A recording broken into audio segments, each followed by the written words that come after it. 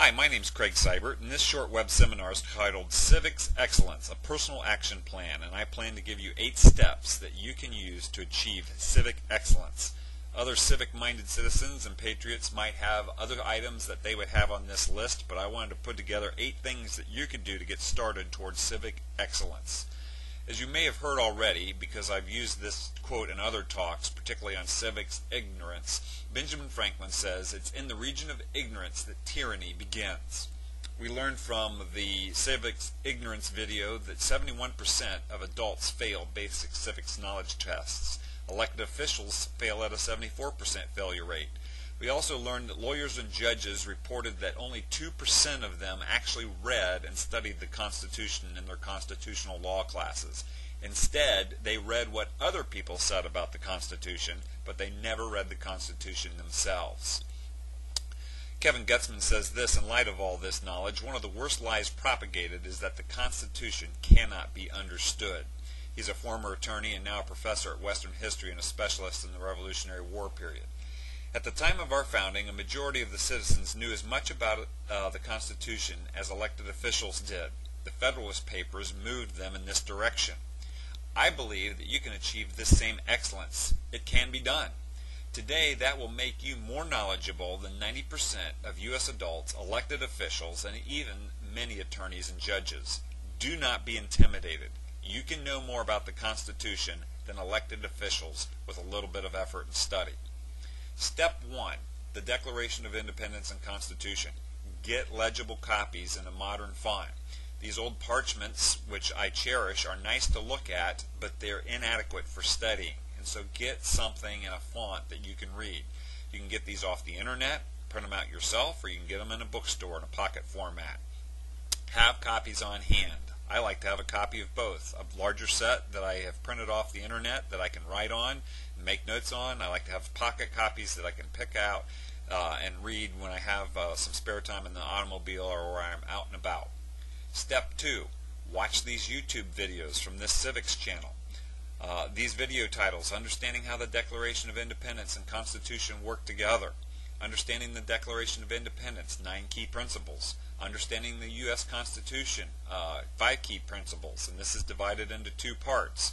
For more on these topics, go and get bonus videos at July4thfreedom.com or at biblicalworldviewtraining.org, where there's not only civics things, but societal structure and how to have a comprehensive view about all of life.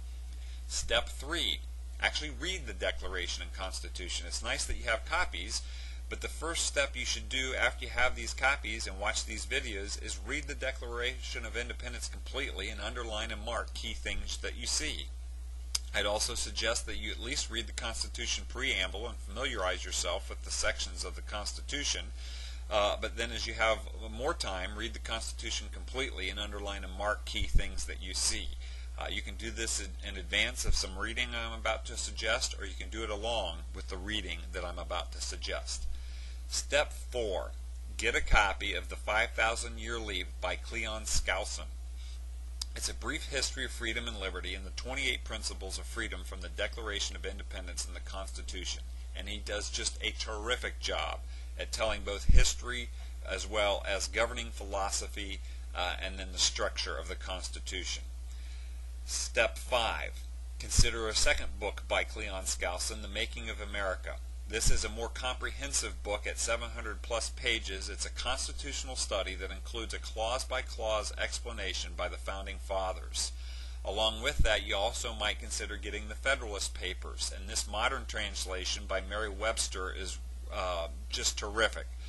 It explains the writings of the framers of the Constitution and how it was designed to work. And these were the papers that were published actually during the constitutional debates so that the citizens could be informed about how the Constitution was designed to work. A little bit more on this book, The Making of America. I want to quote from the back jacket, which I absolutely agree with, and here's what it says. There are few works that actually attempt to find the founder's purpose for each phrase of the Constitution. This well-organized approach provides a wealth of material on the Founding Fathers' intentions when drafting the American Constitution. There's no other contemporary source that offers such a thorough compilation of statements by the framers relating to constitutional interpretation. And so this is a must-have for anyone that wants to go deeper in their understanding of the Constitution. Step 6, Get the Light and the Glory by Peter Marshall. If you've never considered the amazing providences of God in the exploration and founding of America, this book highlights it, and it's an easy read, and you'll be amazed at God's providences as the unfolding development of the United States has occurred. Step 7, Become economically literate. Thomas Sowell, who is a contemporary of ours at 70 plus years of age, is just a juggernaut of understanding freedom, liberty, and also teaching economics so that the layperson can understand it. Basic Economics is a citizen's guide to economics for those who want to understand how the economy works but have no interest in jargon or equations. After mastering that book, which would be easy to do, pick up Applied Economics that takes basic economics and applies it to such things in our modern debate about government and society, of healthcare, environment, population, freedom and liberty, role of government. It's just simply amazing. And so Thomas Sowell's books here I highly recommend.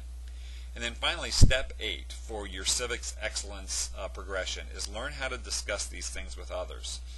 As you begin the dialogue and learn how to express these principles in your own word, you will find that by having conversations with others, it both opens their eyes but also helps you gain mastery on these concepts as well. Ask them questions. Are they concerned over the direction of the country, and why? Do they believe government can fix things, and why? What's the purpose of government anyway? Well, if you didn't know this, the answer to that question is in the Declaration of Independence. So when you read the Declaration, look for the answer to that question, as well as the answer to this question, where do rights come from? Both those are clearly stated in the Declaration of Independence. Have they ever read the Declaration of Independence? Have they ever read the Constitution? Suggest that big government and liberty might be mutually exclusive activities and get their response. And then resource them. Forward to them these YouTube videos on the Declaration and Constitution and ask them for their opinion on the content. Also tell them about the books you're reading and what you're learning from them. If you do these 8 steps, you will be on your way towards Civics Excellence. My name's Craig Seibert. Thanks for listening.